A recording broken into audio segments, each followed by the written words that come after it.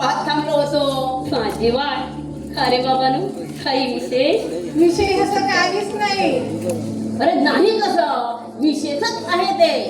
शिवाय अनुदत्त फायद्याचं. हे बघ बनदास, उद्या पलीकडच्या गावात बाजार भरतोय.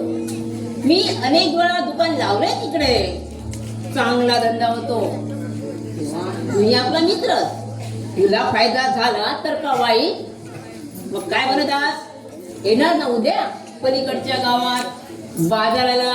आता तुम्ही आग्रह करीत असाल तर जाऊया. काय नामा? हो जाऊया. मला काय कळतं या धंद्यातलं. तुमच्या आधाराने चाचपडत निघालोय मी. देव दयेने तुमच्यासारखे मित्र भेटले, पण जमतंय सगळं.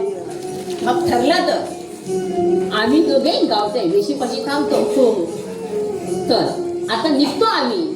सामानाची आरावत करायला पाहिजे. तुम्ही तयारीला लाग. चल ना. पण आपले रामनाथ नामा पण जाणार आहे. म्हटलं त्यांच्या बरोबरीनं जावं. धंद्यातले बारकावे शिकावे. पण मला अजूनही वाटतंय की आपण जाऊ नये म्हणून. पुन्हा विचार करा.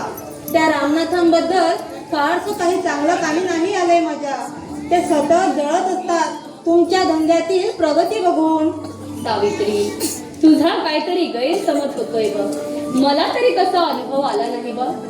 अगं, पण तू चिंता करू नको. आपला श्रीहरी बसलाय ना आपला धंदा सांभाळायला.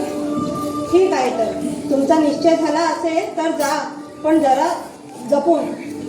अलीकडे चोऱ्या मारांचा फारच त्रास होतोय असं कानी आलंय आमच्या. अगं, आपल्याला कुठे आलाय चोरट्यांचा भय?